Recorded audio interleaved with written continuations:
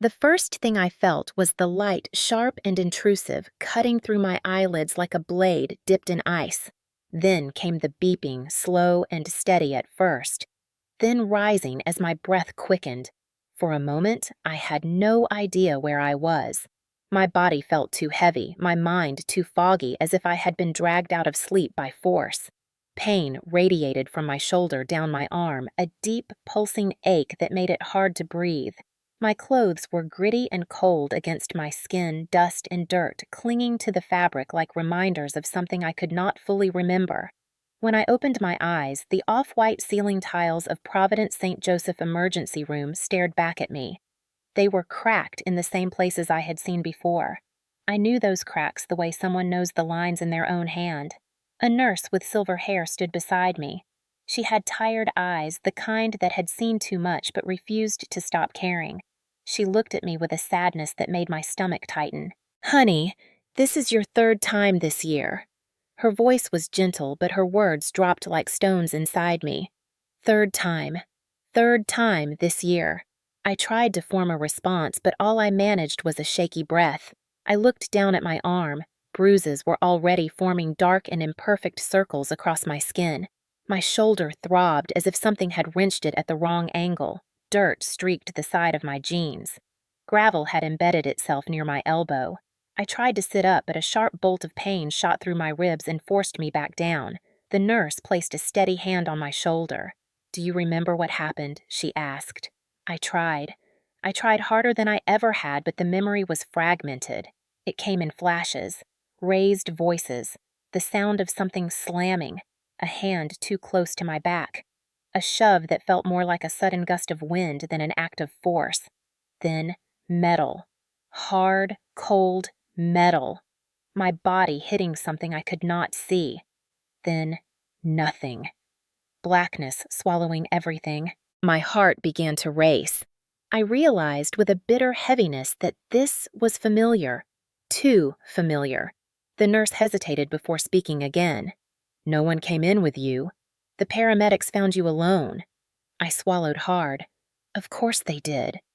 The ER curtain shifted as someone walked by outside. I listened to the hallway noises, families calling out names, footsteps rushing with worry, a father asking a doctor how long the wait would be, a wife crying as a nurse tried to comfort her. All of them here for someone they loved. No one was here for me. No one ever was. I closed my eyes because suddenly another memory forced itself forward. Not a painful one, a humiliating one. 2 weeks earlier, the sun was bright and the wind calm as my parents stood on the deck of a pristine lakefront villa. The place looked like a postcard. New paint, expensive wood trim windows that reflected the perfect blue of the water below. Ethan stood between them, grinning ear to ear as Dad pressed a shiny set of keys into his palm. "You deserve this, son." Mom's voice trembled with pride as if she had given birth to excellence itself. Ethan hugged them both and Mom laughed through tears as if this moment had completed her. I had stood off to the side smiling too much, clapping too long, pretending I was not shrinking inside. Then Dad turned to me and handed me a plain envelope. Inside was a deed to a small cracked lot near the highway, a place where weeds grew taller than the rusted fence that surrounded it. Something simple for our simple girl. Dad smirked as if he had just delivered a punchline. Ethan looked at me and laughed. "Or maybe she can sleep there after her next ER trip. After all, she knows that place better than any of us." Mom laughed too, soft but real. I remembered the heat rising in my chest, the way my nails pressed into my palms. And I remembered how I had smiled anyway. Back in the ER now, I opened my eyes again. The light felt harsher, the air colder. I looked around the room and realized the truth that hit harder than the metal pole I had struck. This place had become the one constant in my life. Not by choice, not by luck, but by force. By circumstances no one else saw. By people who claimed to love me but always looked away. The nurse adjusted the monitor. "Your heart rate is up. Are you sure you do not want to talk about what happened?" My throat tightened. I wanted to tell her. I wanted to say I remembered more than I did. I wanted to explain the way it felt when someone's presence is danger even when their hands are empty. But instead, I said the line I had been trained to say my entire life. I fell. It was an accident. She did not believe me. I could see it in her eyes, but she nodded anyway because unless I said the truth out loud, nothing could be done. When she left, silence pressed around me. I stared at the ceiling again. I stared until the cracks blurred, and then I exhaled. He got a lakefront villa, I got a hospital bed, and somehow everyone acted like that was normal. I did not know it then, but this would be the last time I ever woke up in an ER because of them. The last time I let myself be pushed down. The last time I let their choices decide whether I walked, fell, or broke. This time I would decide. My story did not start in the ER. It started long before that, inside a house where silence was expected, obedience was required, and love was conditional. When people hear the word toxic family, they imagine screaming matches, broken plates, or someone throwing punches. Ours was never like that. The pain in my family moved quietly, slipping through the cracks of everyday life disguised as discipline, concern, or tradition. My father, Raymond Lane, was the kind of man people in town respected. He ran a construction company, attended every community fundraiser, and held doors for strangers. To the outside world, he was steady as stone. But inside our home, that stone cracked just enough to reveal something sharper. He liked control. Not the loud, chaotic kind. His control was quiet, calculated, woven into the smallest details. He chose where everyone sat at the dinner table. He decided what we wore to family gatherings. He interrupted or redirected conversations whenever they drifted in directions he did not approve of. And when he was angry, he did not yell. He tightened his jaw, narrowed his eyes, and reached out with a hand that held just a little too firmly. A hand that left no marks, but always left a message. My mother, Marjorie, was the diplomat. Soft-spoken, elegant, perpetually overwhelmed by emotions she never quite knew how to express. She loved Ethan loudly and me quietly, as if she was afraid giving me too much attention might somehow offend him. Ethan was the golden boy from the moment he arrived in the world. His baby pictures filled every wall. His achievements, no matter how small, were framed or scrapbooked. When he got a B in high school math, Mom baked him cupcakes for trying his best. When I got straight A's, the same semester she barely glanced at the report card before asking me to drive Ethan to his friend's house. I learned early that in our home worth was measured not by effort, but by favoritism. Ethan did not have to earn love. He simply existed, and it wrapped around him like a warm blanket. I existed too, but mine always felt thin, threadbare, full of holes I kept trying to mend by being good, being quiet, being helpful. It never worked. My earliest memories of my father involve his grip on my wrist. Not painful at first, but always firm. When I was 6 and accidentally knocked over a glass at dinner, he grabbed my hand before I could pick it up, squeezing just tight enough that tears filled my eyes. "Look where you are going." Such simple words, but spoken with such coldness that I carried them into adulthood like a scar. When I was 10, we were at the grocery store. I asked if we could buy a small pack of cookies.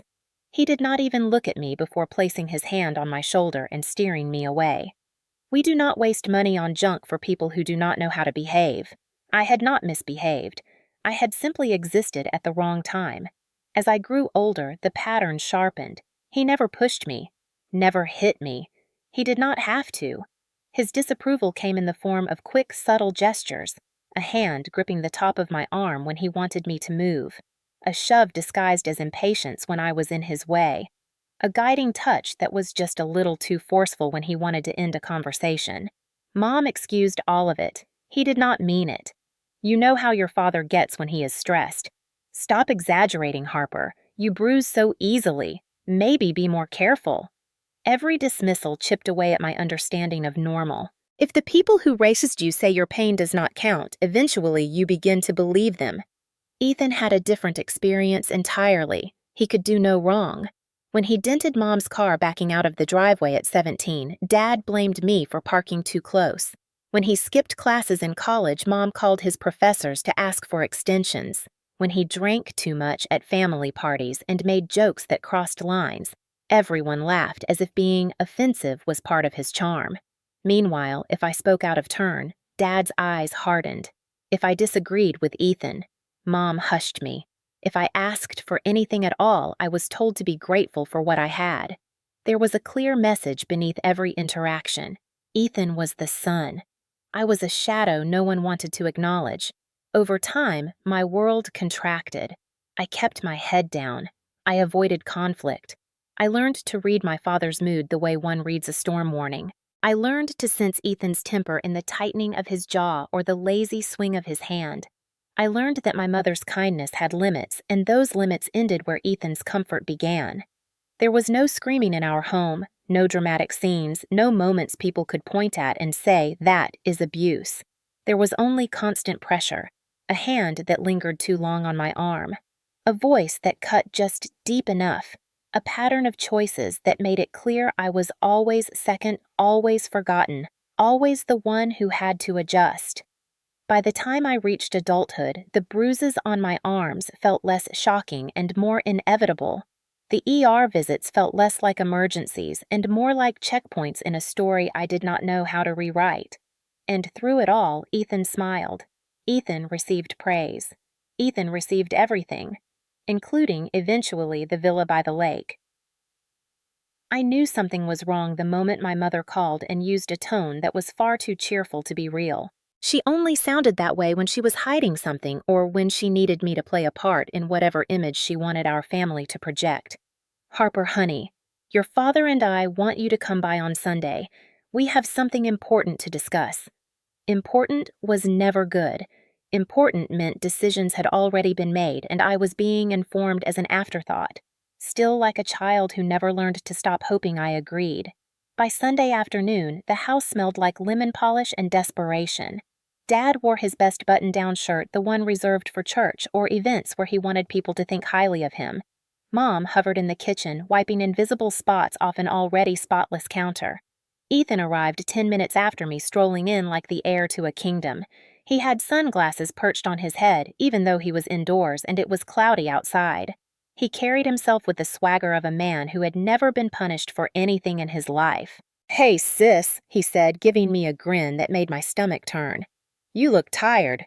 Rough week." It was always phrased like concern, but carried the edge of mockery. I ignored him and sat down at the dining table. Dad folded his hands in front of him and cleared his throat in a way that suggested he was preparing to deliver a speech rather than talk to his own children. "I have been giving this a lot of thought," he began, "and your mother and I believe it is time to make some decisions about the family assets." Ethan straightened immediately, as if preparing to receive a trophy. I felt my pulse quicken, though I told myself not to expect anything. Expectations were dangerous in this house. Mom placed a folder on the table and slid it toward Ethan with a proud smile. "We want you to have the lakefront villa, sweetheart." The room went silent for a moment, as if even the walls were waiting for my reaction. The villa. The $1 million property with handcrafted wood decks and an uninterrupted view of the water. The villa my parents had spent years renovating. The villa they had once described as part of their legacy. Ethan let out a loud theatrical gasp, pressing a hand to his chest. "Are you serious? Oh my God, Mom! Dad, thank you!" He got up, pulled Mom into a hug so dramatic it bordered on performance art, then turned to Dad and slapped him on the back like they were drinking buddies celebrating a promotion. I watched them feeling small and foolish for even allowing a tiny flicker of hope to exist inside me. Then Mom turned toward me, and for one brief second, I thought maybe she had something to give me too. Some token of fairness. Some acknowledgement that I was part of this family too. Instead, she picked up a thin envelope and slid it across the table with a forced look of encouragement. "Harper, honey, we are giving you this." I opened it. A single sheet of paper slid out. A deed. To a narrow strip of land off Route 9. A vacant lot wedged between an abandoned billboard and a chain-link fence. A place where people dumped old tires and empty beer cans. A place no one wanted. I stared at it, then looked up at them. "You are giving me a lot on the side of the highway." Dad shrugged. "Land is land. You can figure something out." His tone was casual, dismissive, as if he had just handed me a broken flashlight and told me to be grateful for the batteries. Ethan laughed so loudly it echoed off the kitchen cabinets. "Oh, come on. That is priceless. He gets a villa and you get a slab of concrete." He leaned back in his chair, hands behind his head. At least when you end up in the ER again, you will already be halfway to the freeway, probably faster for the ambulance. My fingers tightened around the deed until the paper bent. My heartbeat roared in my ears. Mom clicked her tongue at me. Harper, do not start. This is a good opportunity. You have always said you wanted to build something for yourself. Now is your chance. I wanted to laugh. I wanted to scream. Instead, I forced my voice to remain steady. You are serious. Dad raised an eyebrow. You should be grateful we are giving you anything at all. Most parents would not. That was the moment something inside me shifted. I had spent years trying to be the reasonable one, the forgiving one, the daughter who stayed quiet to keep the peace. But this was not peace. This was humiliation. This was cruelty dressed as generosity. Ethan twirled the villa keys around his finger like a toy. Maybe you can build a lemonade stand on your lot. Make a little extra cash. I stood slowly, not trusting my voice. The room felt too small, the air too thin. My mother frowned. That is it. No, thank you, no appreciation. I looked at her then, at the empty envelope in my hand, and something sharp settled in my chest. I appreciate the clarity, I said calmly. Ethan snorted. Oh, please. Do not be dramatic. I turned toward him and met his eyes squarely. Enjoy the villa, Ethan, and when everything falls apart, for you do not come knocking on my door. His smirk faltered just enough for me to notice. Dad shook his head with disappointment he had perfected over years. Always so sensitive, Harper. Always making things bigger than they are. I walked toward the door, my pulse steady, my breath even. I did not slam it on my way out. I did not give them that satisfaction. But the moment it closed behind me, I made a promise to myself. They thought they had handed me nothing. They thought they had buried me under the weight of their favoritism. They thought I would stay small. They were wrong. I looked down at the crumpled deed in my hand and felt the first spark of something I had not felt in a long time. Determination. They wanted to humiliate me. I would make sure they regretted every second of it. Most people remember their first trip to the emergency room as something dramatic and unforgettable. A bike crash, a broken wrist from climbing a tree. Something that felt huge at the time, but later turned into a funny story. Mine were never funny. They were quiet, subtle. They came wrapped in explanations that sounded reasonable to everyone except the part of me that knew better but had no language for it. I was 16 the first time I wound up under those fluorescent ER lights. It was a Saturday afternoon warm enough that Ethan had left the back door open while he played video games downstairs. I came home from my part-time shift at the bookstore, still wearing my apron, still smelling faintly of paper and dust. Ethan was in the living room complaining loudly about his laptop freezing during some online match. When he saw me walk in, he pointed at the screen as if I were personally responsible. You broke it, he snapped. You were probably messing with it. I had not touched his laptop. I barely touched anything he owned because I had learned early that sharing did not apply to him. I told him I had nothing to do with it, and he yelled louder, his face turning red the way Dad's did whenever he was about to lose patience. Dad stormed in, believing whatever Ethan said before I even opened my mouth. Raymond grabbed my wrist with enough force to jerk me forward. Do not lie to me, he warned, tightening his grip. I tried to pull back, but his hand locked around my arm, and in the struggle, he yanked harder than he meant to. My foot slipped on the step behind me. The world tilted. For a moment, I was weightless. Then the stairs rushed up to meet me. My shoulder slammed into the wooden edge, and my head bounced against the next step with a sickening thud. The breath left my lungs before the pain arrived, and when it did, it felt like someone had struck me with a metal bat. Everyone froze. Ethan stared. Dad's face hardened, but not with guilt or worry, with annoyance. Mom came running from the kitchen, her eyes wide, her voice sharper than usual. Harper, what did you do? What I did. Not what happened, not what was done to me, what I did. When they took me to the ER that day, Dad did the talking. She fell, he said casually. Clumsy girl, always rushing. The doctor pressed gently on my bruised shoulder while I bit down on the inside of my cheek to keep from crying. The X-rays showed no fractures. When the nurse asked if someone had pulled me, I shook my head. No, I fell. The lie came out too easily. I was not protecting him. I was protecting myself. Because if I said the truth, I would still have to go home with him. At 21, it happened again. It was Christmas Eve, and cousins had come to visit. The house was loud, full of laughter that always felt slightly too sharp around the edges. Ethan and two friends from college were drinking in the den. I had gone upstairs to grab a blanket for one of the younger cousins who was cold. As I walked past Ethan's room, I heard him arguing on the phone with someone. Something about money he owed. Something about not wanting our parents to find out. When he saw me standing in the hallway, his expression changed instantly. He ended the call and stormed toward me. "What did you hear?" he demanded. Nothing, I said, raising my hands, but he was already too angry to care. He shoved the door closed behind him. It missed my shoulder by an inch, but his arm did not. His elbow hit me squarely in the ribs.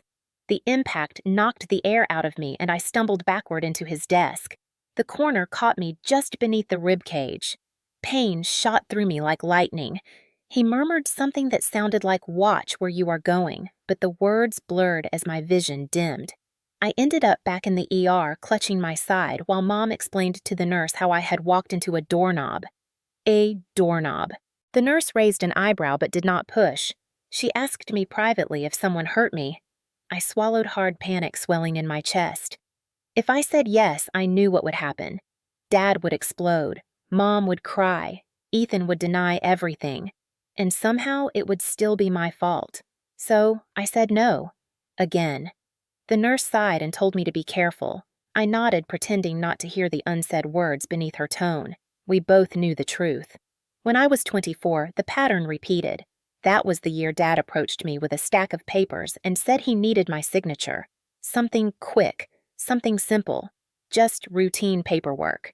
He sounded impatient, so I signed without reading every page the way I should have. When I hesitated on one form, asking why my name was listed beside his under a loan section, he grabbed my shoulder firmly. "Do not make this difficult," he snapped. His fingers dug in hard enough to make me wince. I pulled away on instinct, and his grip tightened. The sudden pain radiated through my shoulder like fire. Something popped. My breath caught, and for a moment, everything blurred. That night, I sat in the ER again, my left arm in a sling, while Dad waited outside, pacing and complaining about the hospital taking too long. The doctor asked me what had happened. I opened my mouth and heard the same lie I had been repeating since I was 16. I fell. Over time, the ER became a strange kind of landmark in my life. Not a place of healing, but a silent witness. A place that saw the truth even when I refused to speak it. A place where the bruises I could not name somehow made sense. Each visit added another layer to the quiet acceptance that this was my reality. Until the night I woke up there again and realized I was tired. Tired of falling. Tired of lying. Tired of believing that pain was normal. I stared at the ceiling of that ER room, the same one I had memorized years before, and understood something that had taken me far too long to grasp. This was not a series of accidents. This was a pattern, a cycle, a history written in purple bruises and whispered excuses, and I was done repeating it. The lot looked even worse than I remembered. The first time I drove out there after the inheritance meeting, I sat in my car for a full minute staring through the windshield at the patch of land my parents had gifted me with all the enthusiasm of someone handing out expired coupons. The place was a skeleton of forgotten intentions. Rusted metal pipes jutted from the ground like broken bones. Patches of asphalt were cracked open, exposing dry soil beneath. The fence leaned to one side, sagging under its own weight, as if it too was exhausted by existing. Weeds had grown tall enough to sway in the wind like uninvited guests. Beer cans, plastic bags, and discarded fast food containers littered the edges. Someone had spray-painted a crude smiley face on the old billboard that towered over the lot. Its eyes were uneven and the grin stretched too wide. Somehow it felt like the billboard was laughing at me. This is what they think of me. The thought settled heavy in my chest. I stepped out of my car and the gravel crunched beneath my shoes. The air smelled faintly of gasoline from the nearby highway. Cars sped past without slowing down, without noticing me. without caring that a life had just been insulted in the most deliberate way. I walked toward the center of the lot, kicking aside a crushed soda can. That familiar mix of humiliation and anger rose in my throat.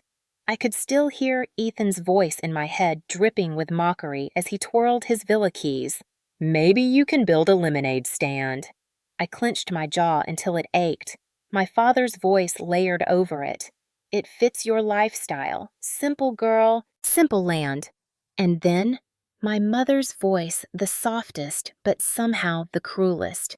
"You should be grateful." That was the moment a different feeling pushed its way through the anger. Something sharper, something steadier, determination. I looked around again.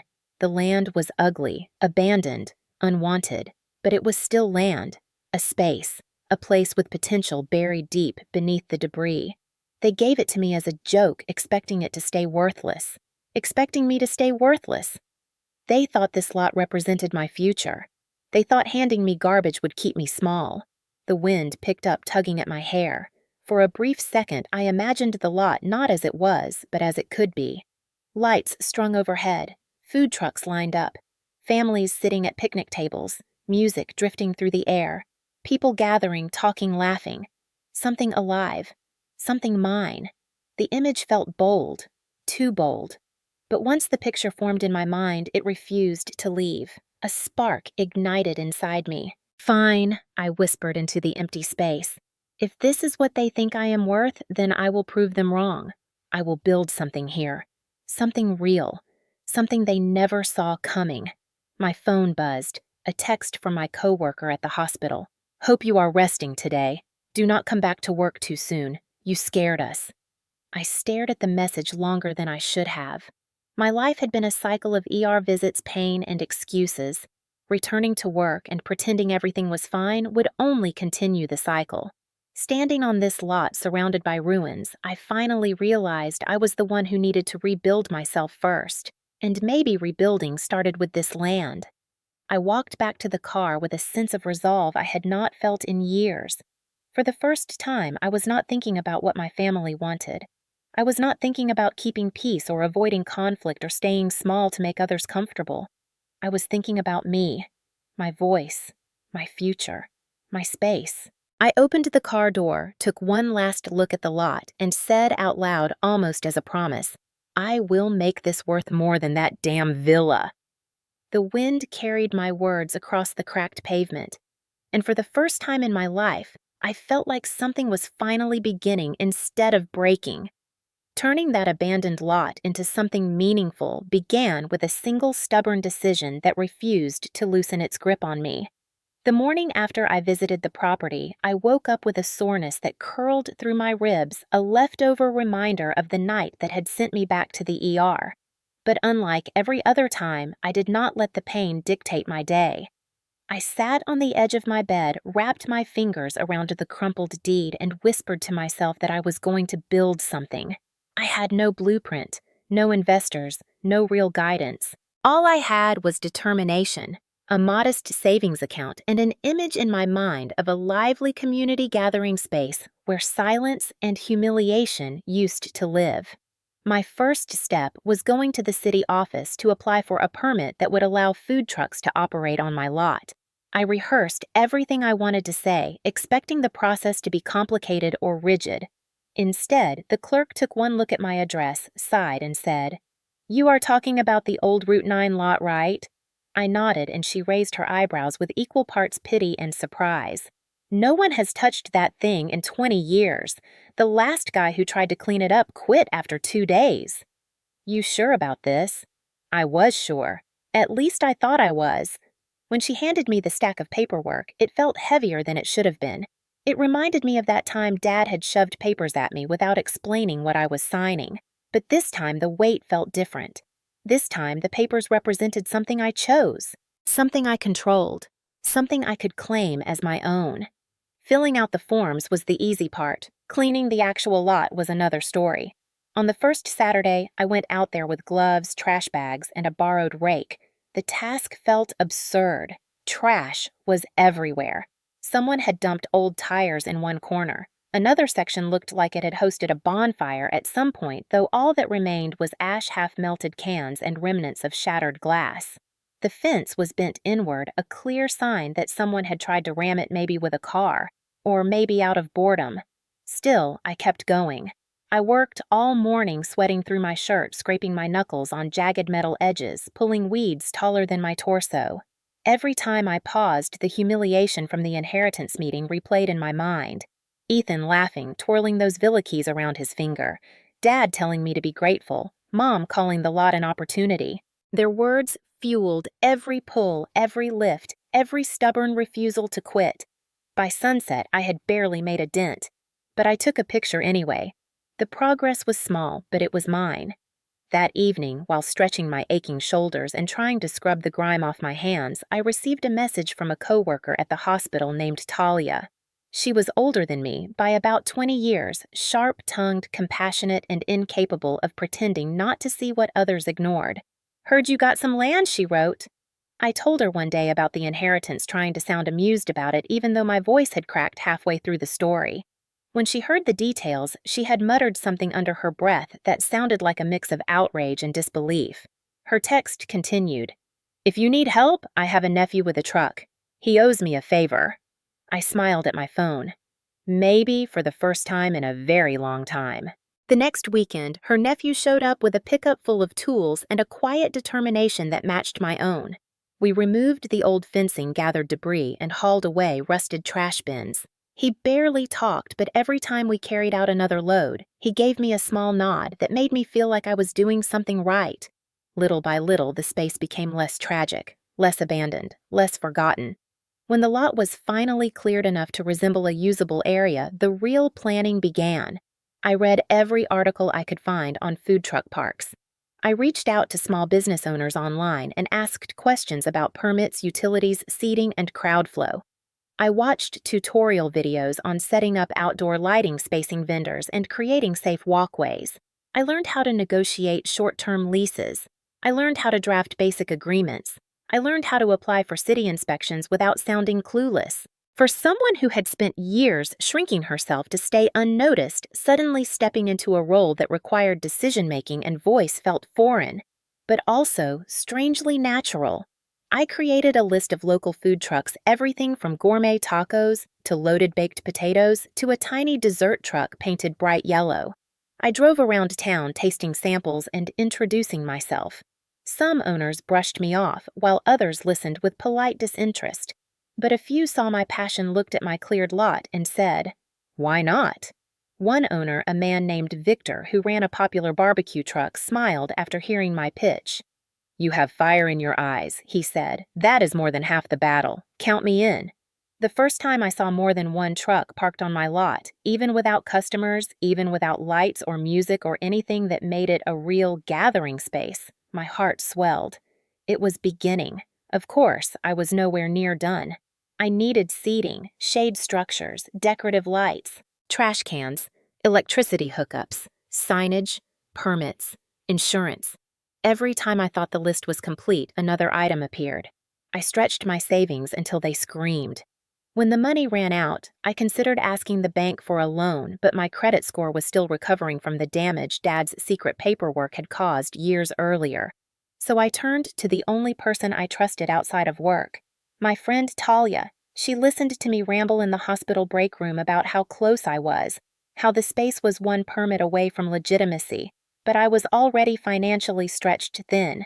She took a sip of coffee, looked at me for a long moment, and said, "I have 5,000 saved for no good reason." "Take it," I protested, but she waved me off. "Pay me back when you can, or do not. Just make this dream of yours real." I nearly cried. Nobody in my family had ever believed in me that way. Not once. Her loan, plus my remaining savings, was enough to finish the basics. I bought warm string lights that cast a soft amber glow. I set up wooden picnic tables and planted hardy shrubs along the lot's edge. I painted the old billboard a deep navy blue and added the name I had chosen for my business, the Harbor Market. Named not after actual water, but after the feeling I had been chasing my whole life. A safe harbor, a place people came home to. even if my own family had never given me that. The final step was testing the layout. I invited Victor and two other truck owners to park for a few hours one evening.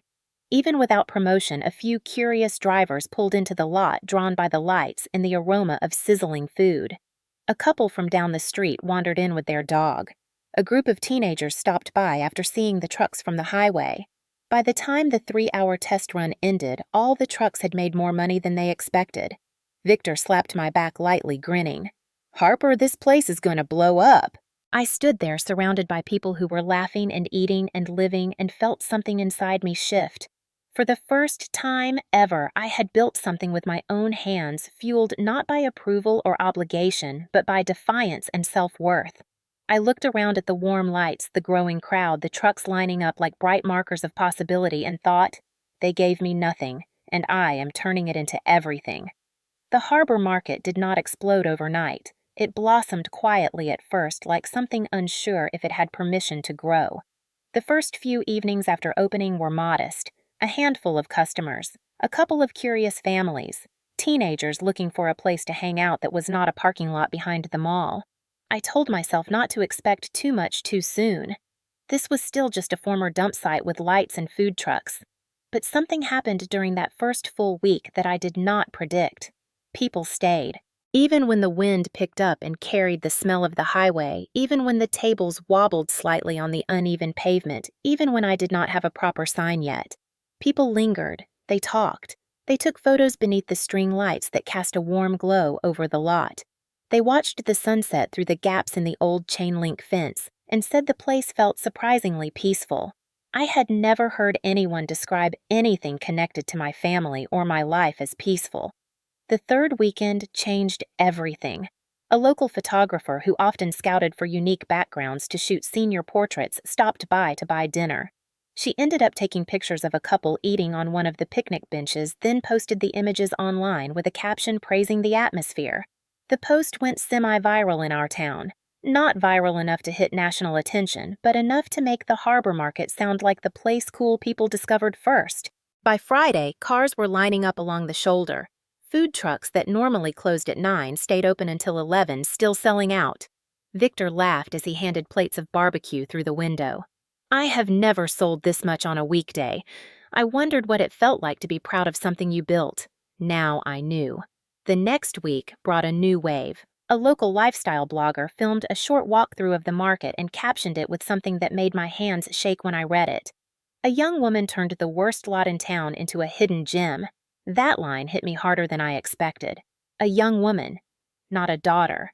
Not a disappointment. Not a burden. A young woman. Someone separate from them. Someone becoming something else. Within days, more trucks asked to lease space. A dessert truck with neon pink lights. A Korean street food truck whose spicy chicken skewers became the market's unofficial bestseller.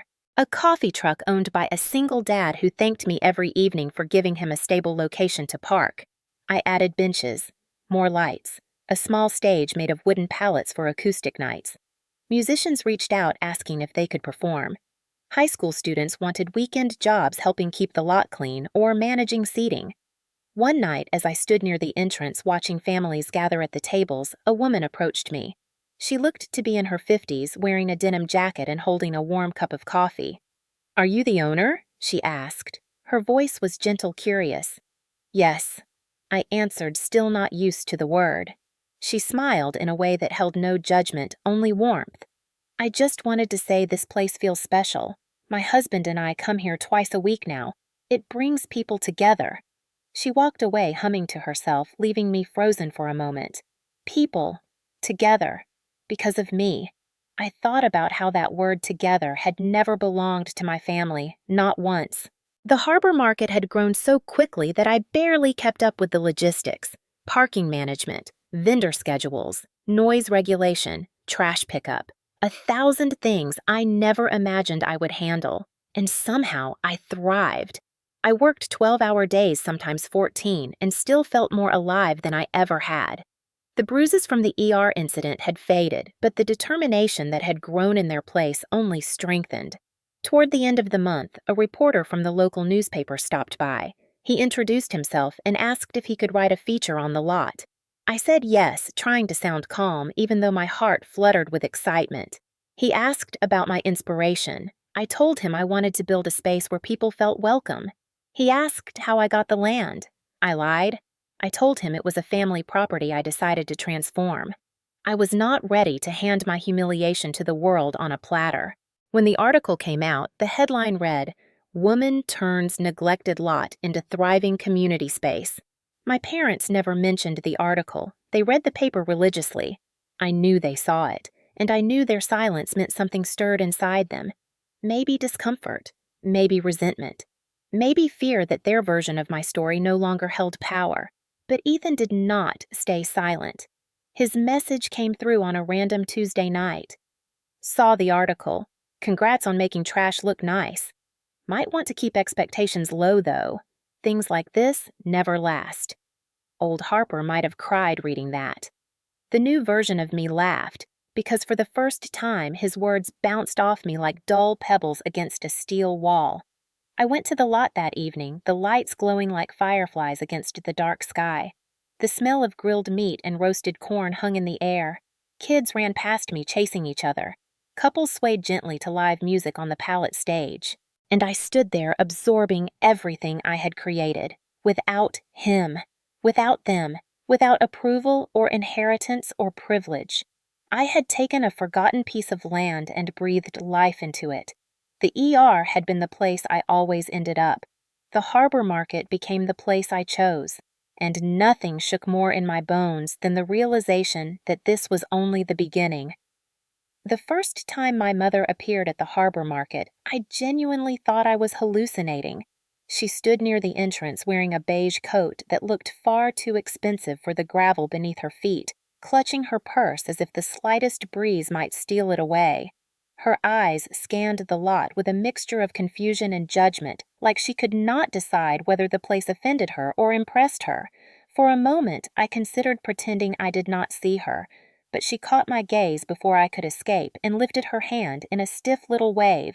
"There you are, Harper," she called, pronouncing my name the same way she might call a dog that had wandered too far. "Mom," I said, stepping toward her. "What are you doing here?" She adjusted her purse and forced a smile. "I wanted to see what you have been working on. You never invite us to anything you know." The comment stung mostly because of the bitter irony.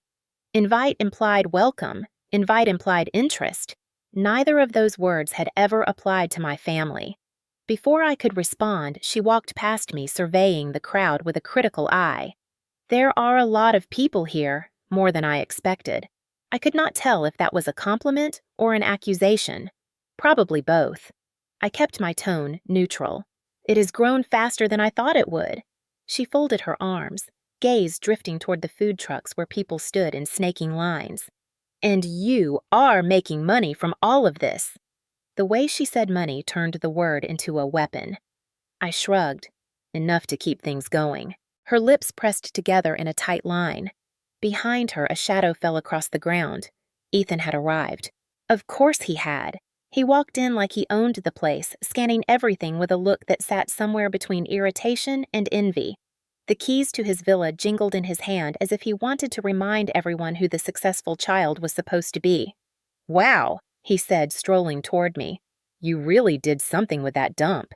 His tone implied he still considered it a dump. He just acknowledged that I had placed a shiny bow on it.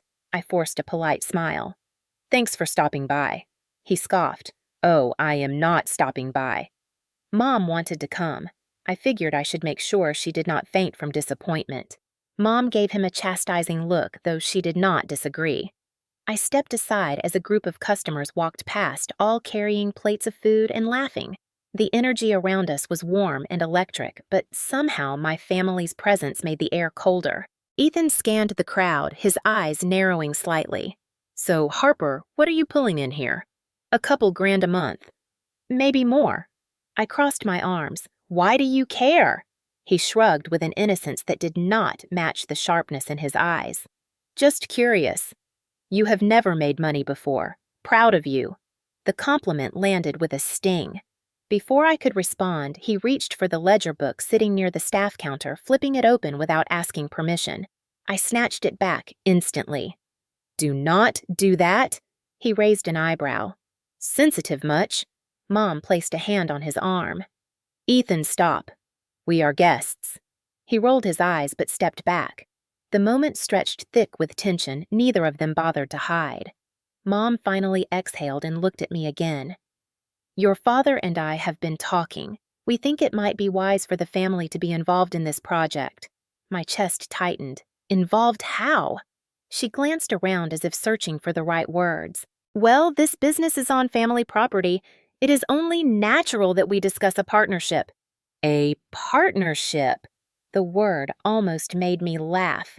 I shook my head, disbelief mixing with a bitter amusement.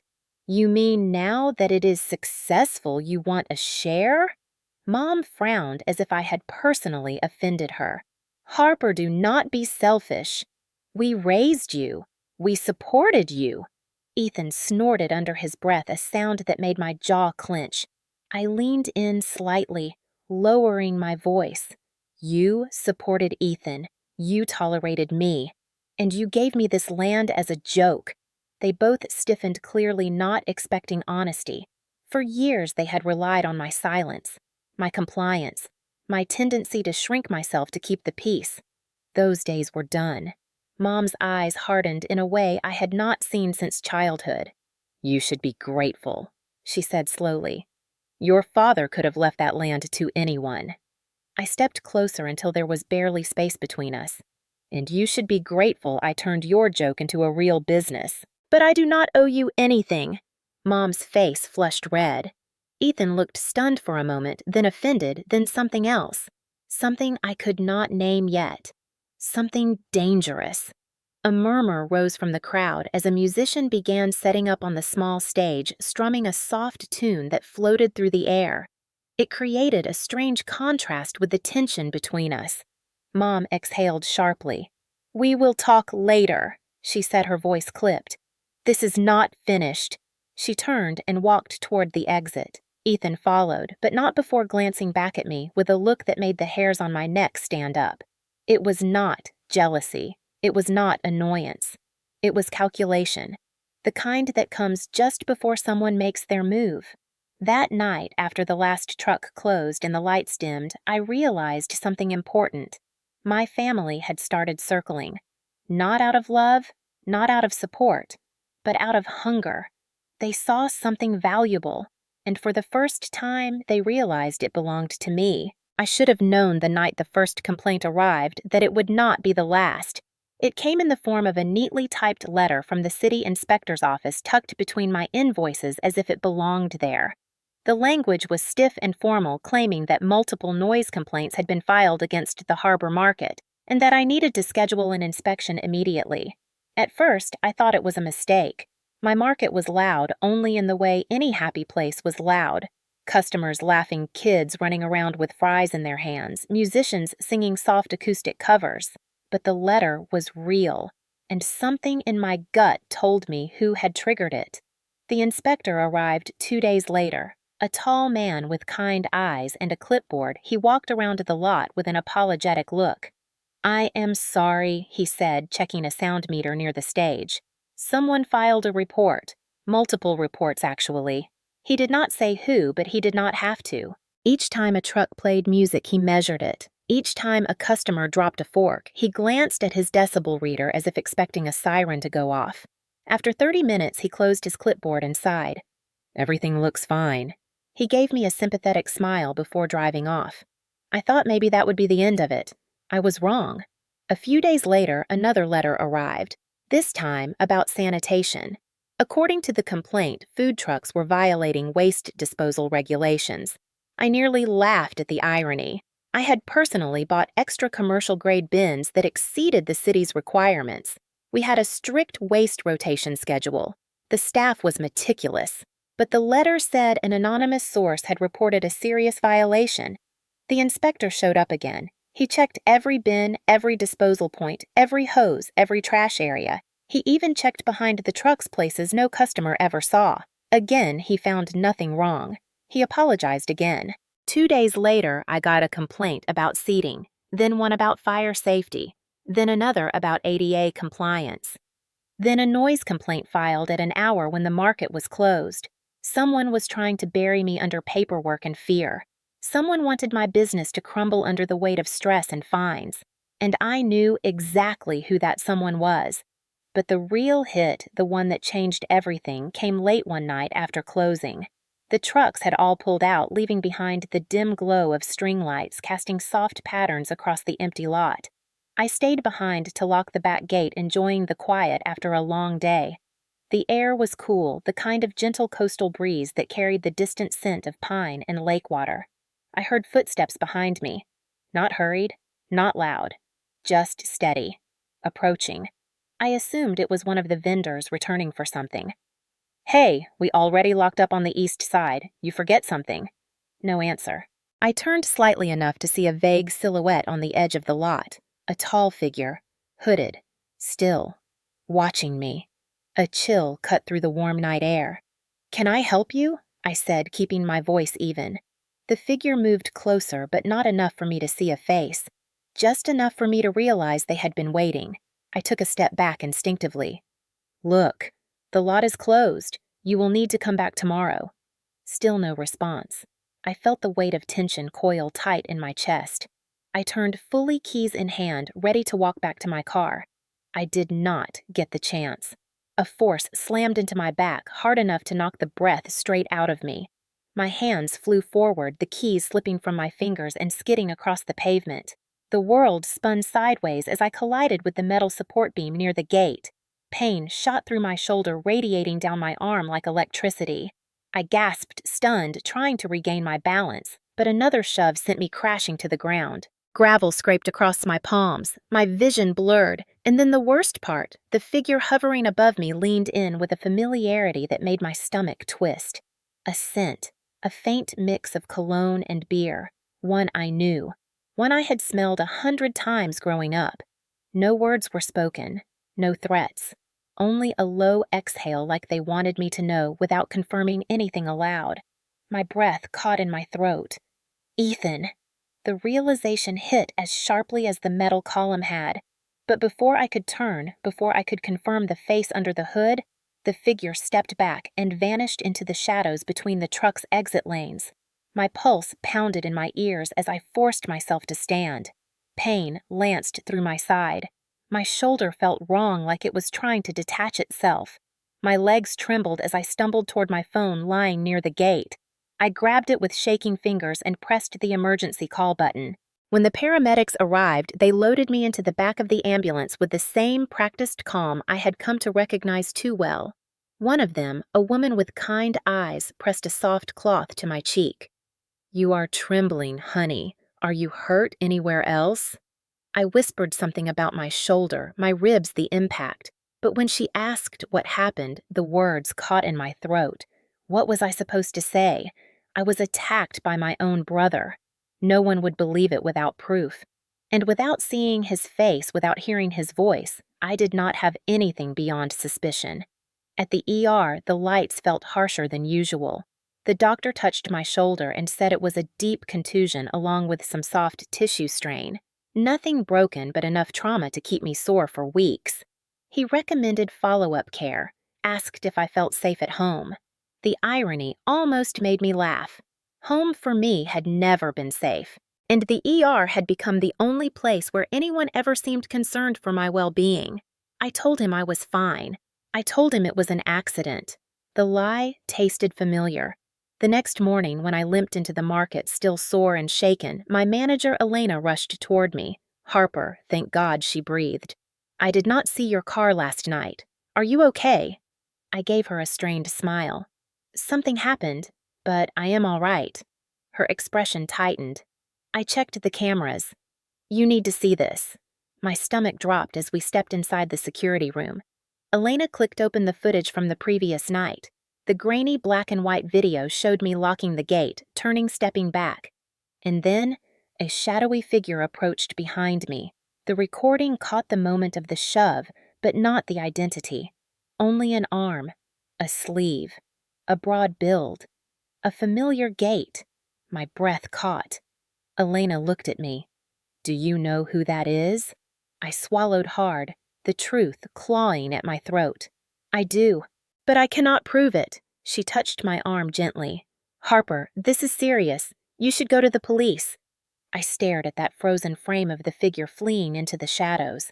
My heart hammered. He had wanted me hurt, maybe worse. My own brother.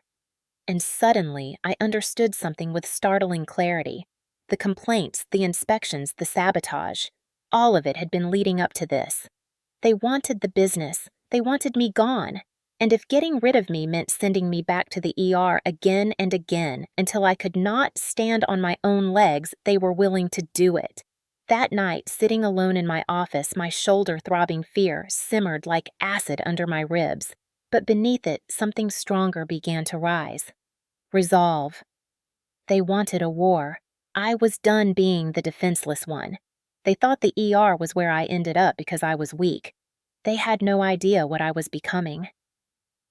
The morning after watching that security footage, something inside me shifted. The fear was still there, coiled tight in my chest like a trapped animal, but it no longer dictated my every move. Instead, anger sharpened my mind with a clarity I had never felt before. For years, I had survived by minimizing myself, by choosing silence, by pretending that the bruises, the ER visits, the insults, the dismissals were all normal.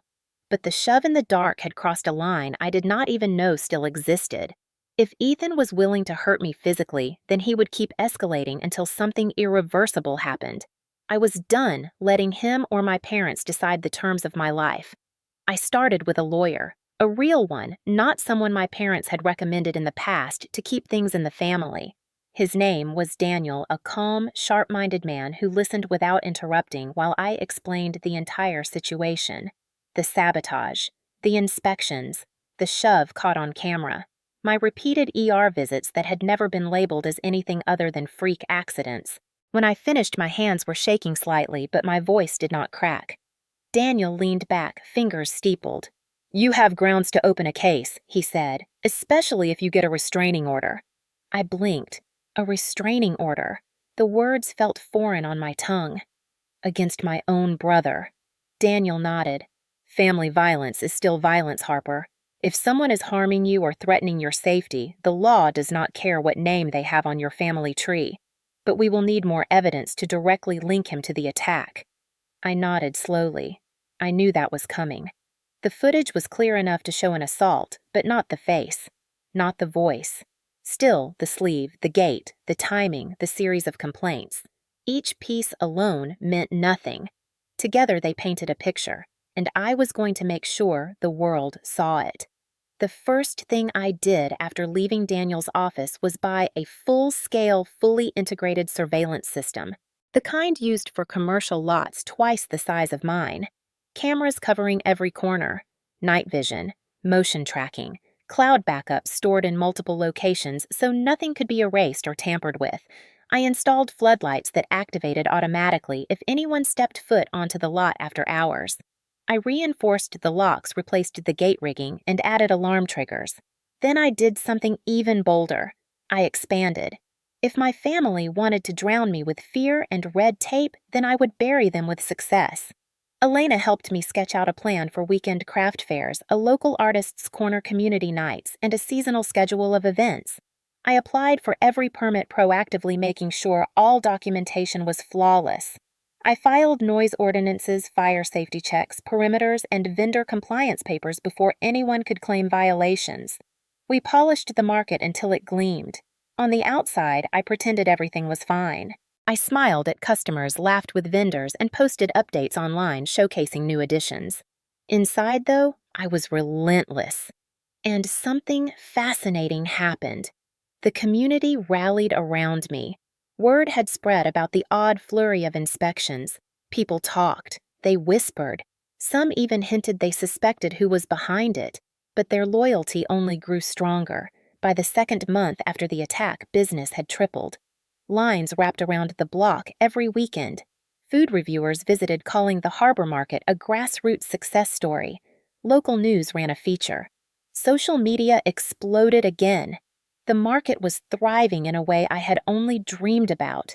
And the more I grew, the more furious my family became. They stopped hiding their interest. Mom showed up one afternoon holding a container of homemade cookies like some sitcom mother trying to play sweet. I saw right through it. She stood in the middle of the market, narrowly missing getting run over by a toddler with a churro. "You seem busier than last time," she said, surveying everything with a critical eye. I shrugged. "Business is good." She smiled too widely. "Good for you." And then, as if she could not help herself, she added, "Just remember who raised you." The implication sat between us like a poisonous fog. Before I could respond, Ethan strolled over from the parking lot, sunglasses perched on his head, lips curling into a lazy smirk. "The market looks bigger," he said. "How much did all this cost you?" "None of your business," I said. He chuckled. "Oh, come on, we are family." My jaw tightened. "Not in the ways that matter." His smirk twitched as if my refusal to be intimidated annoyed him in ways he was not used to. Mom tugged at his arm, trying to make him soften his tone, but the damage was already done. They left soon after, clearly frustrated they could not corner me into revealing anything useful. That night, I sat in my office replaying their words, their expressions, the desperation underneath the arrogance. They were not circling me because they cared. They were circling because they were beginning to sink, and they smelled the stability I had built. They wanted it. They wanted me. And now they knew I was no longer the quiet, obedient daughter. I was someone they could not manipulate. The turning point came when Daniel called me a week later. "We might have something," he said, "something that could help your case." The police had begun looking into the pattern of complaints, cross-referencing timestamps, noticing the same IP address had filed multiple online submissions. Ethan's address. My heart thudded.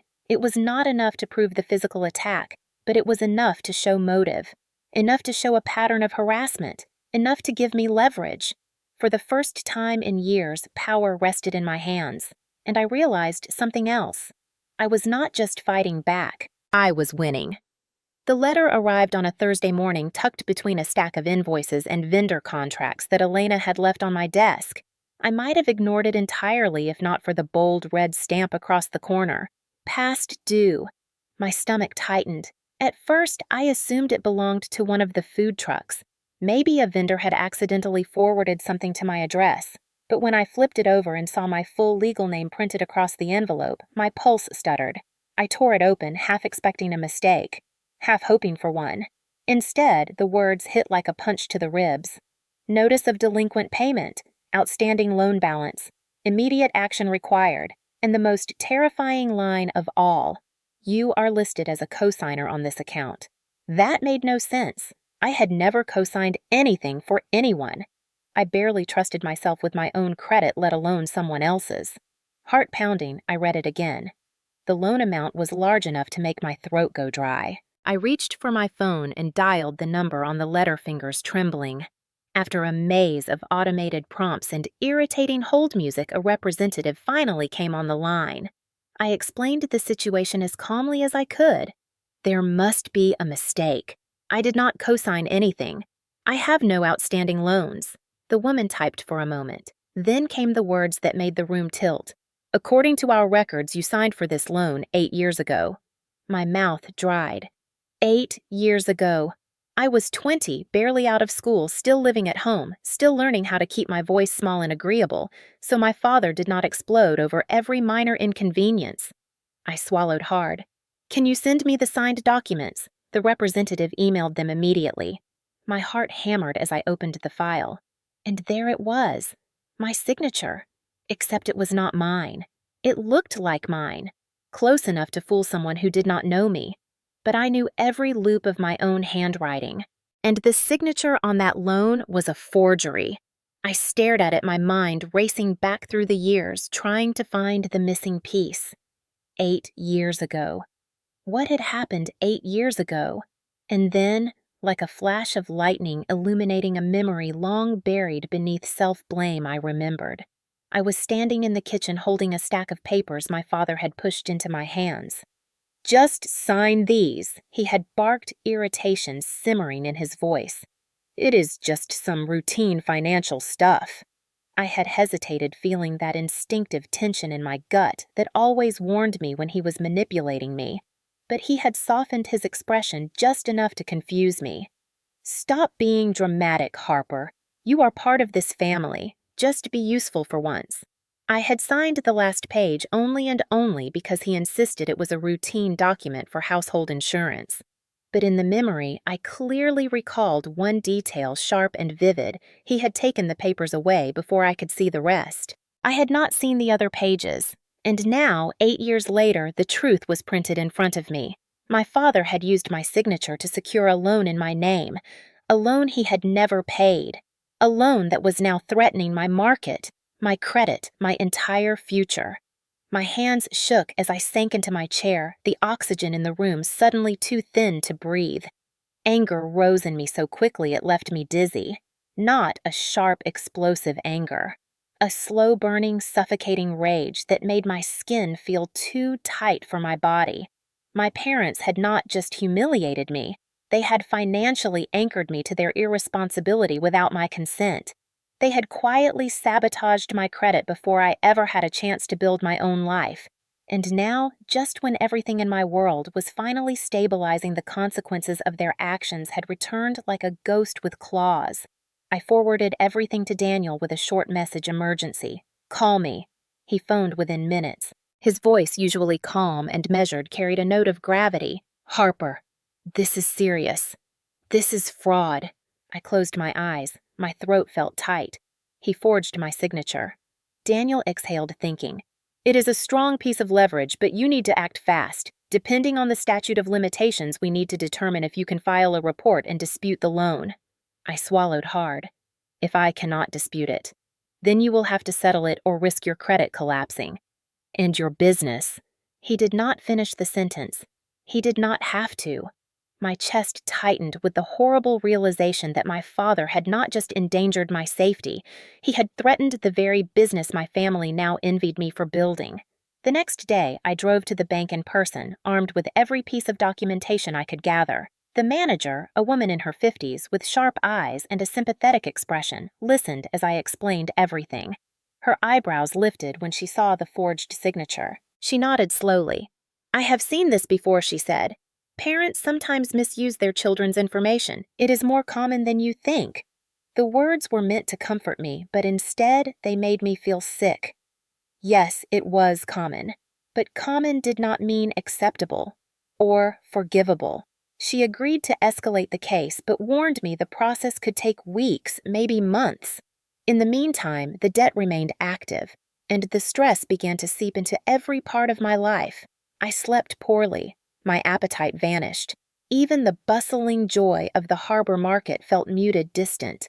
Every time my phone buzzed, I flinched, terrified it was another notice. And underneath it all was a deeper, more corrosive fear. If Ethan found out about the debt, he would use it. If my parents learned I was vulnerable, they would exploit it. They always had. They always would.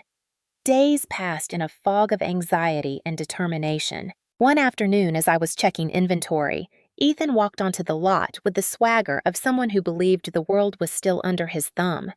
He glanced around casually, then approached with a smile that made my skin crawl. "Heard you have been busy," he said. "Lots of money flowing through here. Must feel good being the successful one for once." I forced a steady breath. "What do you want, Ethan?" He leaned in, lowering his voice. "I might be willing to invest if you cut me in." My stomach knotted. Somehow he already sensed weakness. Predators always did. I stared him in the eyes and lifted my chin. "No." He blinked, taken aback by my lack of hesitation. "Seriously, you are turning down free help. It is not free if you are the one offering it." His smile faltered. For a moment, something dark flickered behind his eyes, the same darkness I had seen in the shadows the night he pushed me. Then he stepped back with a smirk. "Suit yourself. When this place falls apart, do not come crying to us." He walked away without waiting for my response. But the truth settled heavy in my chest long after he left. My family had weaponized me financially. They had stolen from me before I had anything of my own. And now they wanted to use the debt as a leash. I could feel it. But they had underestimated me again. because for the first time in my life, I was ready to fight for everything they had tried to destroy, and I would not let their debt define my future. Not this time. The first sign that my family was falling apart came in the form of a voicemail from my mother. Her voice, usually sharp enough to cut glass, sounded thin and trembly. "Harper, call me back. It is urgent." I deleted it without responding. For most of my life, the word urgent in her vocabulary meant she needed me to fix something she had broken or smooth something she had complicated. I no longer felt the obligation to play that role. 2 days later, my father showed up at the harbor market, unannounced. I spotted him before he saw me standing near the musician's corner looking painfully out of place. His shoulders, normally rigid with self-importance, sagged under the weight of something I could not yet name. I approached slowly, bracing myself. "Dad, what are you doing here?" He turned, and for the first time I saw exhaustion etched across his face like an old scar finally revealing itself. "We need to talk," he said. There was no anger in his voice, no authority, just strain. I folded my arms. "About what?" He hesitated, his eyes darting around the lot as if searching for an escape. "It is your brother," he finally said, "and your mother. Things are complicated right now." Complicated. That was the word they always used when their bad decisions finally caught up to them. I stayed silent, waiting. He took a breath, and the truth spilled out in a single exhale. "We are in trouble, Harper. Financial trouble." I did not react, not outwardly, but inside, a quiet shock spread like cold water. I had known they were struggling, but I had not known the extent. And then he said the words that confirmed everything. "The villa," he faltered. "Ethan is behind on payments. They might foreclose." My fingers tightened around my arms. That villa that had been handed to him like a trophy that he had flaunted in my face as proof of his superiority was now slipping away because he could not manage the responsibilities attached to it. I cannot say I was surprised. Dad's voice cracked slightly. "And my business, after the lawsuit and the partner leaving. Look, we just need a little help, just enough to stabilize things. A loan?" A loan! The same man who had mocked me for working double shifts. The same man who forged my signature 8 years ago. The same man who gave Ethan everything and handed me a worthless lot like a joke. Now he stood on my property asking me for money. I drew a slow, steady breath. "How much?" His shoulders slumped even further. 500,000. The number hit the air like a weight dropped from the sky. He avoided my eyes, staring at the gravel instead. "You have it," he said. "You built this place. You are doing well. You can afford it." My jaw clenched. I almost laughed, not because it was funny, but because the audacity bordered on surreal. He finally dared to look at me, his expression desperate in a way I never expected from him. "You are our daughter. Family helps each other." I let out a quiet, controlled breath. "That is interesting," I said, "because when I needed help, the ER replaced the family." His face tightened. "Harper, do not be cruel." I stepped closer, voice steady. "You gave Ethan a villa and gave me a pile of dirt. When I turned that dirt into something valuable, you tried to tear it down. You filed complaints. You sabotaged me. You let Ethan hurt me. You forged my signature. And now you are standing here asking me to save you." His face went pale. I had never spoken to him like this. He opened his mouth closed. It swallowed hard. Before he could answer, I saw my mother rushing toward us from across the lot. She looked flustered, her hair hastily pinned, her eyes rimmed with sleeplessness. "Harper," she breathed, grabbing my arm. "Please, we are begging you. Just give us something to hold us over. We are drowning." I pulled my arm back. "You drowned me years ago and did not blink." Her expression cracked just slightly. She clasped her hands together in a gesture I had never seen from her, a gesture that almost looked like prayer. "Harper, you do not understand. Your father cannot take another blow. Ethan is falling apart. The debt is piling up. We could lose everything." A silence stretched between us, heavy and suffocating. For years, I had begged for scraps of kindness, scraps of fairness, scraps of the affection they so freely poured onto Ethan. For years, I had accepted whatever they gave me even when it hurt. But not now. Not anymore. I straightened my shoulders. No. My mother blinked as if the word physically struck her. No. Her voice trembled. What do you mean, no? I met her gaze evenly. I am not lending you anything. Not a penny. My father exhaled sharply, shock painted across his features. Harper, be reasonable. We are your parents. I shook my head. You stopped acting like parents a long time ago. Now you are just people who made decisions they do not want to take responsibility for. My mother's eyes filled with tears, real or strategic, I could not tell. You cannot do this to us. I let the words settle, letting her feel the weight of them. I am not doing anything to you, I said calmly. You did this to yourselves. She let out a sob, covering her mouth with trembling fingers. My father's voice broke. If you walk away from this, Harper, I turned to leave. Already have. And I walked away from the people who had treated me like collateral damage my entire life, leaving them standing there in the shadow of the market they never believed I could build. The ER may have been the place I always ended up in, but for the first time, the exit was mine. 3 days after my parents stood in the middle of the harbor market begging for money, I found myself unable to sleep. Not because of the debt, not because of the lingering pain in my shoulder, not because of the fear that always hid somewhere beneath my ribs. It was something else. A gnawing feeling that I was missing a piece of the puzzle. The attack lingered in my mind, replaying in broken fragments like a corrupted file. The silhouette, the heavy breathing, the familiar cologne. But knowing and proving were two different things. And without proof, Ethan would continue to circle the edges of my life like a storm waiting to strike again. Around midnight, after tossing and turning until the sheets felt suffocating, I finally sat up, grabbed my sweatshirt, and drove to the market. The lot was empty, lit only by the dim glow of the overhead floodlights and the soft hum of the security system. In the quiet, the place felt almost peaceful, like a version of the world untouched by chaos. I unlocked the office, flicked on the computer, and opened the surveillance archive. I had watched the footage before. I knew the recording of the attack by heart.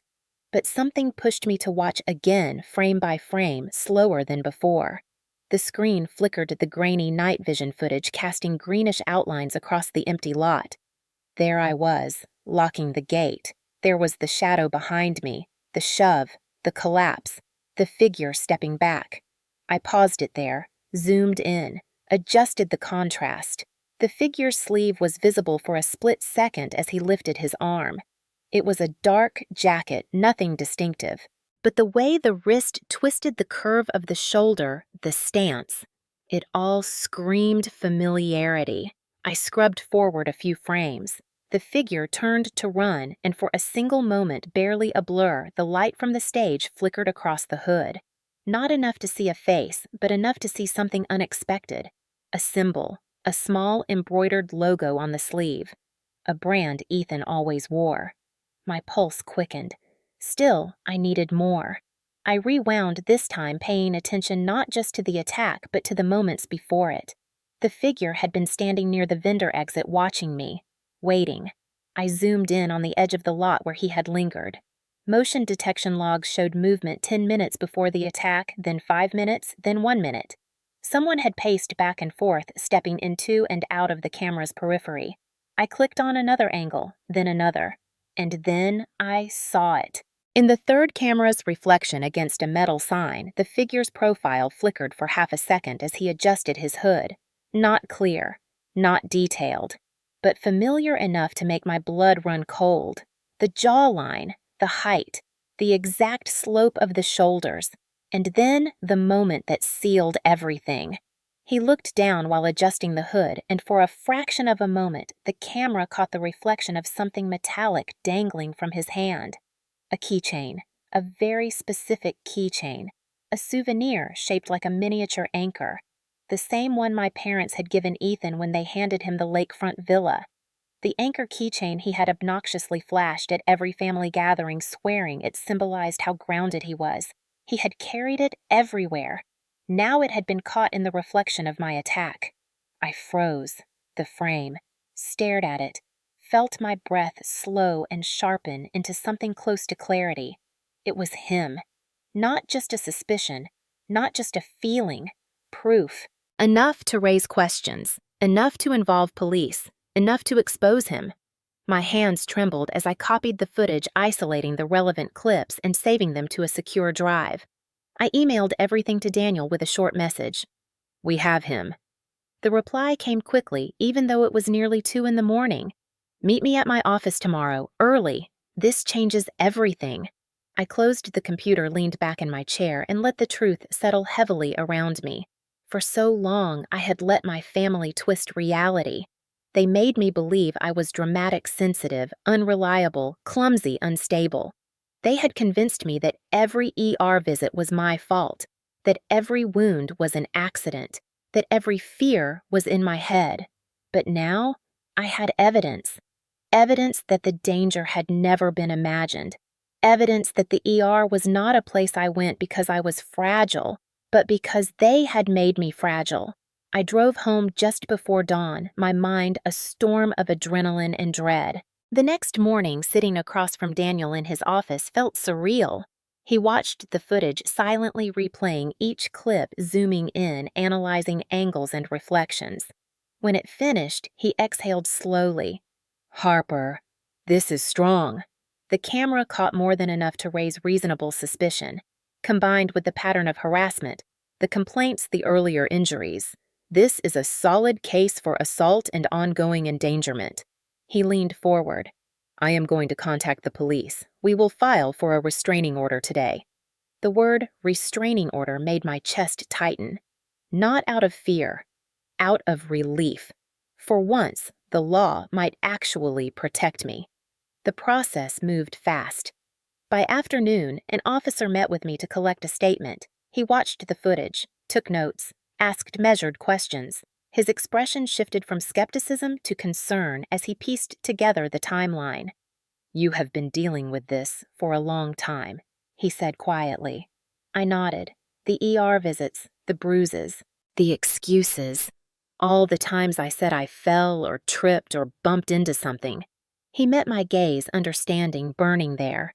You were protecting someone, and someone took advantage of that. Later that evening, the restraining order was officially filed. Ethan would be served within 24 hours. I expected to feel triumphant. Instead, I felt hollow, tired. A grief I did not know how to name sat heavy in my chest.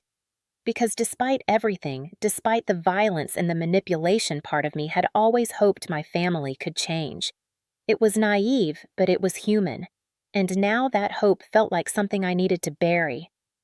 The next day, I got a call from a friend who lived near my parents' house. "Harper," she said, breathless. "There are police cars outside. Ethan is yelling." My heart lurched. Within minutes, my phone buzzed again. "Unknown number," I answered. A calm voice spoke. "This is Officer Ramirez. We have served the restraining order. There was an incident. Ethan became aggressive, but he is contained." He paused. "You did the right thing." I hung up and sat down on the floor of my office, my back against the wall. My hands covered my face as tears slipped through my fingers. Not tears of fear. Not tears of sadness. Tears of release. For the first time in my life, the truth was no longer mine to carry alone. It was documented, seen, acknowledged, and the weight that had crushed me for years finally began to lift. But the victory was short-lived, because within 2 days, my parents appeared at the market again. Not angry, not dismissive, but terrified. "Harper," my mother whispered, her voice shaking. "You need to fix this. Your brother is going to lose everything." And in that moment, as she pleaded for the son who had tried to destroy me, I realized something with perfect clarity. They were not just losing him, they were losing their entire facade. The golden boy was tarnished, their lies were unraveling, and for the first time, the world could see who they really were. And I was done protecting them. I should have known they would try something desperate. People like my parents did not accept consequences. They rewrote them. They did not apologize. They negotiated reality until they were the victims, and everyone else was cruel.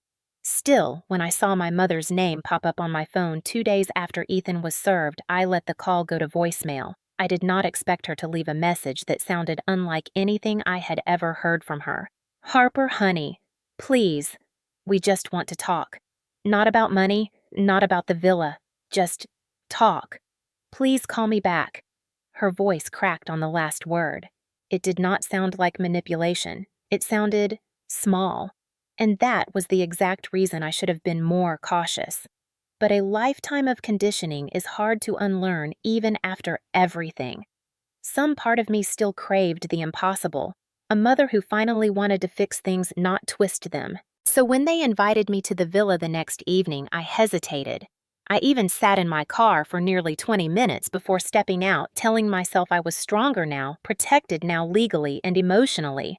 The villa loomed ahead, beautiful in the fading sunset, a stark contrast to the chaos rotting inside the family who lived there. The front door opened before I could knock. My mother rushed forward, pulling me into a hug I did not return. She smelled of expensive perfume and stale tears. Harper, thank you for coming. I stepped back. Where is Dad? Where is Ethan? Her smile wavered. Your father is inside. Ethan? He is calm. He knows things have gone too far. We just want peace. A truce. The word truce felt wrong on her tongue, but I followed her inside anyway. The house was immaculate as always, but the air was heavy thick with tension. My father sat on the couch with a glass of whiskey, his eyes red-rimmed, but not from crying. From anger, from humiliation. Harper, he said stiffly. Sit. I did not. Where is Ethan? A door slammed upstairs, followed by footsteps. Then, Ethan appeared at the landing, hands shoved into his pockets, jaw tight. He looked smaller somehow, not physically, just diminished. But the moment his eyes met mine, the facade cracked. A flash of hatred, a spark of blame. He descended the stairs slowly as if calculating each step. Mom hovered anxiously between us. Let's just talk, she pleaded. As a family. For a moment, no one spoke. Then my father cleared his throat. We know things. Escalated. And we know you filed that report. Filed a restraining order. His voice rose slightly. Against your own brother. My pulse steadied. I did not flinch. I did what I had to do. Dad exhaled sharply as if offended by my clarity. We want to move past this. Fix this. The problem is the video. Ethan tensed. My stomach dropped. There it was. The real reason I had been invited. Not reconciliation. Not repairing the family. They wanted the evidence. The real weapon they feared was not the restraining order. It was the footage that contradicted every lie they had ever told. Ethan stepped forward, his voice low. You need to delete it. Now. I kept my face neutral even as adrenaline surged through my veins. I do not owe you anything. His jaw twitched. You ruined my life. You did that yourself, I said. My parents exchanged a look, a silent signal I knew too well, the same expression they shared whenever they prepared to collectively corner me. Mom stepped forward, her voice soft and trembling. Harper, please. Your brother could go to jail. He could lose everything. I swallowed hard. That is not my responsibility. Dad's composure cracked. Do you understand what you are doing to this family? My laugh was cold. This family did it to me first. The room's temperature changed instantly. The softness evaporated, and the real reason I had been brought there emerged like a shadow rising behind their eyes. Mom's voice shifted. Firmer. Colder. We are asking you nicely. Give us the drive, give us the files, and we can all move on. I shook my head slowly. No. Something in Ethan snapped. He lunged forward, not fast, but with enough force to make my survival instincts flare. I stepped back reflexively, my palm pressing against the wall. Mom gasped and grabbed Ethan's arm, but he jerked free. You are going to ruin us, he hissed. For what? Because you got a few bruises. My voice trembled but did not break. Because you tried to hurt me. His eyes flashed. You deserved it. And there it was. The truth he had never spoken aloud. The truth that made my knees weaken. He stepped closer. Delete the video or... He stopped himself, but the implication hung in the air like a blade.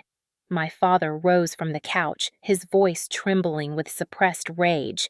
We gave you everything, and this is how you repay us. You gave me nothing I shot back. You left me with bills, bruises, and a lifetime of ER visits. Everything I have, I built myself. My mother tried again, her tone desperate and threatening all at once. Harper, enough. Give us the footage. Dad stepped closer, towering over me. I could feel the old fear pressing against my skin, the instinct to shrink, to apologize, to fold myself small. But something stronger pushed back. I straightened my spine. I am not giving you anything, and I am not staying here. Ethan's eyes darkened. You are not leaving until you hand it over. My heart thudded. My breath quickened. I knew the feeling too well. The shift in the room, the danger rising in the silence. Then instinct took over. I darted toward the door. Ethan lunged. His fingers brushed my arm, but slipped as I twisted away. My mother shouted my name as if she were the victim, not the architect of this disaster. I yanked the door open, sprinted down the steps, and did not look back. I dove into my car, slammed the lock button, and fumbled the keys with shaking hands. Ethan burst through the doorway behind me. For a terrifying second, I thought he might try anything to stop me. But the restraining order froze him in place. He stood at the threshold, shaking with rage he could not legally unleash. I peeled out of the driveway, heart-racing tears burning behind my eyes. By the time I reached the main road, I had steadied enough to breathe again. They had not wanted reconciliation. They had wanted control. They had wanted to reclaim the power I had taken back. And the truth settled in my chest like a stone. There was no family left to save. Only myself. Only my future. And the next steps would change everything. The morning the villa went up for auction, I parked my car a full block away just to steady myself before walking in. The sky was gray, a thin mist rolling off the lake, the kind of weather that always made me think of the ER's fluorescent ceilings. But today was different. Today was not about survival. Today was about reclaiming something that had been taken from me long before the property ever existed. The auction building was a modest county facility. Beige walls, buzzing lights, and rows of metal chairs filled with quiet, tense bidders. Most were investors. Some were middle-aged couples hoping for a lakeside escape. And one was me, the girl who had been told she was worthless, the girl whose parents had laughed as they handed her a patch of dirt. I sat in the back hood, pulled low, watching the officials prepare. The villa was listed at a price far lower than it was worth, thanks to Ethan's missed payments mounting penalties and the financial collapse my parents had tried so hard to hide. As the lead auctioneer stepped forward and cleared his throat, the room fell silent. The first bid came quickly, then another, then a third. My heart beat steadily, not racing, not panicking. I waited. Daniel had told me the strategy clearly: do not bid early, do not reveal interest, let them think you are an observer. After the fifth bid, the price plateaued. A long pause followed. The auctioneer raised his eyebrows. Last call. Anyone else? My hand lifted, calm, steady, confident. My bid cut the silence like a blade. Heads turned. A few people frowned, evaluating me, wondering whether I was serious. The auctioneer nodded and the bidding resumed, but weaker now, less certain. 2 more rounds. Then another pause. Then the final call repeated, echoing through the stale air. And just like that, the hammer fell. Sold. To me. I did not smile. I did not cheer. I simply breathed, letting the moment wash over me slowly until the reality settled deep into my bones. I now owned the villa that had once symbolized everything I had been denied. As I stepped out into the misty air, the world felt strangely quiet, powerful. When I pulled up to the villa later that afternoon to complete the paperwork and take possession, my parents' car was already in the driveway. Of course it was. They must have been notified immediately that the house had officially transferred ownership. I climbed the steps, bracing for impact. My mother burst out of the front door the moment she saw me. Her face was a mixture of disbelief and pure panic. "Harper, tell me this is a mistake. Please, tell me you did not buy our home."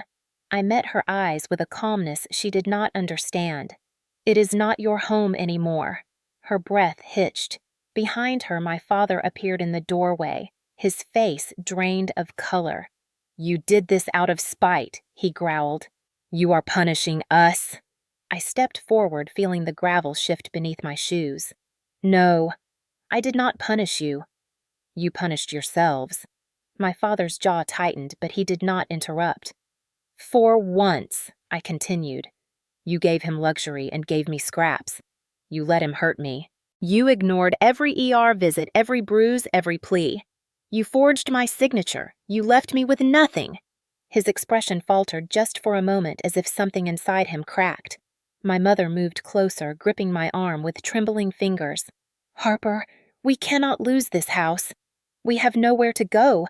Everything we have is tied to this place." I pulled my arm back. "I know. That is why I am giving you an option." Their eyes widened with hope that made my stomach twist. "You can stay here," I said softly. "But you are tenants now. I own the property. You will pay rent monthly. On time. No excuses." Silence fell like a heavy curtain. My mother's mouth opened and closed, her tears falling freely. My father looked stunned, as if the world had tilted off its axis. "You are charging us to live in our own house," he whispered. I shook my head slowly. "No, I am charging you to live in mine." A long moment passed before he finally nodded, defeated. They signed the rental agreement without argument, their hands trembling with humiliation. As I turned to leave, my mother reached for me again, her voice barely audible. "Harper, why are you doing this?" I paused at the top step, looking out over the lake. "Because you taught me," I said quietly. "Home is not given. It is built. And for the first time in my life, I have built something of my own. And I am done letting you break it." I walked away, the wind rising behind me, carrying the cold scent of pine and water. I had not crushed them. I had not sought revenge in fire or destruction. I simply let them feel the weight of their own choices. And that was enough. The fallout came faster than even I expected. The moment the villa legally transferred into my name and the restraining order against Ethan became public record, the illusion my parents had spent decades maintaining collapsed like a rotting beam under too much weight. My father was the first to break. Word spread quickly through the small business community about his financial collapse, and the partners he had once bragged about, men he claimed were loyal, bound by years of trust-cut ties overnight. There was no dramatic confrontation, no final meeting. Just a series of cold emails and phone calls informing him he was no longer needed, no longer reliable, no longer worth the risk. His once booming voice grew quiet, nervous, distracted. Soon he was forced into manual labor just to cover basic expenses that my mother could no longer hide behind shopping bags and polished smiles. Seeing him in worn work boots at a construction site, shoulders slumped, wiped clean any remnants of the arrogant man who used to tower over me demanding obedience. My mother was next. When people learned about the forged signature, the fraudulent loan in my name, and the financial mess she had helped create, the social circle she clung to with iron nails turned on her. Friends who once sipped wine with her in lakefront patios now avoided her at grocery stores. Neighbors whispered when she stepped outside. The woman who once scolded me for being too dramatic now wore oversized sunglasses to hide the permanent grief in her eyes. She tried to reach out, leaving long voicemails filled with guilt and trembling apologies, but none of them ever included the words, "I truly deserved we were wrong." Then there was Ethan, the golden boy, the sun around which my parents believed the world should orbit. The restraining order stripped away the last of his false shine. His employer, already wary of the financial chaos surrounding him, terminated his contract quietly. The police kept a close eye on him after the incident at the villa, and word got around fast enough that no one in town trusted him anymore. And the villa he had once flaunted, the villa he believed was his birthright, was now legally mine. Watching him drive past it one day, his car slowing as he stared at the house, he lost through his own arrogance felt surreal. His shoulders were tense, his jaw locked, his expression twisted with something dark and bitter. It was the first time in my life I had seen him look powerless. Rumors spread that he had moved into a cramped rental on the outskirts of town, his credit wrecked, his reputation ruined. He had always believed he was untouchable, but consequences are patient. They wait, and then they strike exactly where it hurts. And although a part of me could have reveled in their downfall, I did not. Not in the way they might have expected. I did not celebrate, did not gloat, did not post online about my victories or their failures. Instead, I simply let life run its course. They had sown cruelty, negligence, and manipulation for years. Now they were harvesting it. Their punishments were not orchestrated by me. They came naturally like gravity, like truth. And perhaps the deepest irony of all was, none of their suffering brought me joy. What it brought me was closure. For the first time in decades, the fear that had lived in my bones dissolved. The constant dread of being pushed, belittled, used, forgotten. It faded, replaced by a peace I did not know could exist in someone like me. They were not destroyed. They were simply living with the consequences they had once assumed they were above. And I, for the first time, was living outside their shadow. In the weeks after everything settled, I found myself waking up differently, not with dread, not with the heavy anticipation of another phone call, another crisis, another bruise explained away as clumsiness. I woke up to silence, to the soft hum of my own space, to the realization that for the first time in my life, no one was waiting to pull me back into their chaos. I finalized the renovations on the villa only to do something my parents and Ethan would never understand. I did not move into it. I did not turn it into a symbol of victory or revenge. Instead, I turned it into a long-term rental property, the profits folded quietly into my business and savings. I visited only once after the repairs were complete. Standing in the spacious living room, sunlight pouring through the large lake-facing windows, I felt nothing tethering me there. No nostalgia, no sentiment, no desire to claim it as mine. It was simply a structure, a pretty one, but still just a building. And I realized then what had taken me years to understand. A home is not something you inherit. It is something you choose. So I bought a small house on the quieter edge of town, a modest but warm place with a porch where the wind rustled the tall grass and the sunsets painted the sky in soft pinks and golds. I planted herbs by the kitchen window. I adopted a cat who insisted on sleeping at the foot of my bed. Sometimes at night, when the world was still, I would sit on the porch with a blanket wrapped around my shoulders and listen to the distant sounds of life crickets, a neighbor's dog barking the soft thrum of cars on the faraway highway. No shouting, no slamming doors, no footsteps approaching my room with anger behind them, and no trips to the ER. Not once. The staff there had gotten so used to seeing me that one nurse joked they should name a room after me. When months had passed without a single visit, I ran into her at a grocery store. She hugged me tight, her eyes bright. "You look different," she said, "peaceful." I nearly cried right there, because she was right. I had stopped living in survival mode. I had stopped waiting for the next crisis. I had stopped shrinking myself to make space for people who would never give me space in return. My parents and Ethan faded from my daily life. They paid their rent each month without a word. There were no more surprise visits, no more manipulative phone calls, no more attempts to claw their way back into my stability. They were living with their choices, and I was finally living with mine. On a warm evening in late summer, I stood outside my new home watching the sky shift from blue to lavender, the first stars emerging overhead. For so long, the night had been a place of fear for me. A time when something bad might happen, when I might be pushed hurt, ignored, forgotten. But now, under that wide, glowing sky, the night felt like a promise. I wrapped my arms around myself and breathed deeply. Turns out, home is not the place you grow up. It is the place where you finally stop hurting. And I was home. If you have stayed with me through this entire story, then maybe something in it echoed a part of your own life. Maybe you know what it feels like to be overlooked in your own family. Maybe you know what it is to be the one who tries, the one who bends, the one who breaks quietly behind closed doors while everyone else pretends not to hear the sound. Or maybe, like me, you understand what it means to finally step away from people who never saw your worth until they needed something from you.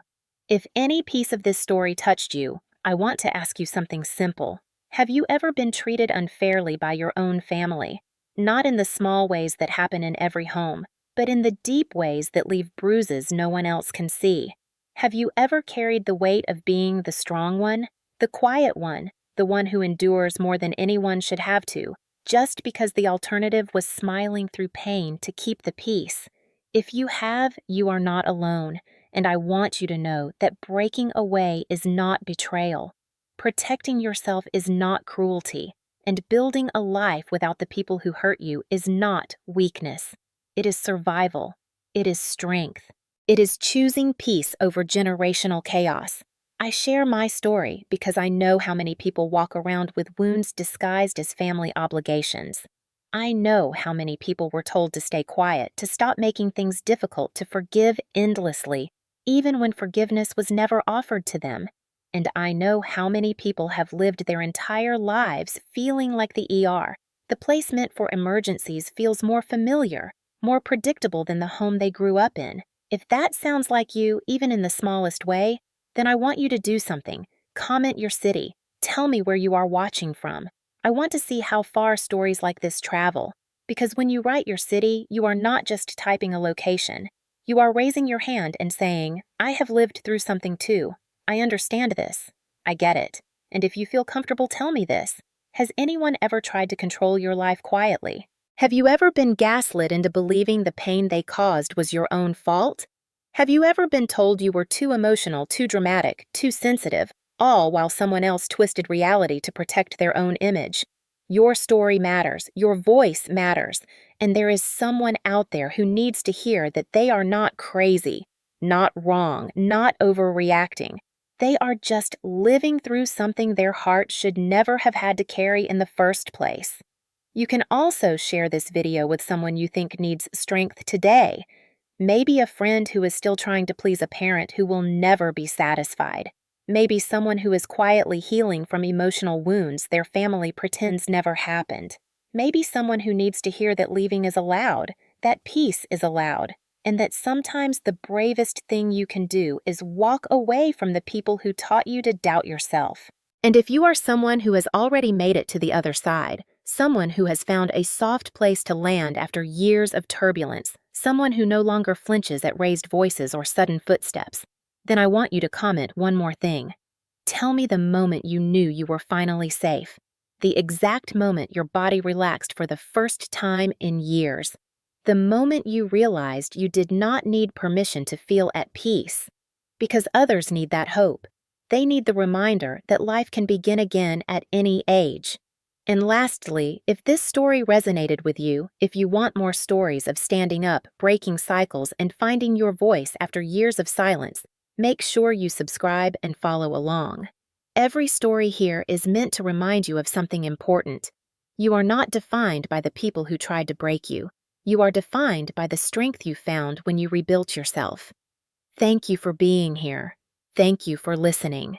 And wherever you are watching from tonight, I hope your home, your true home, is the place where you finally stop hurting.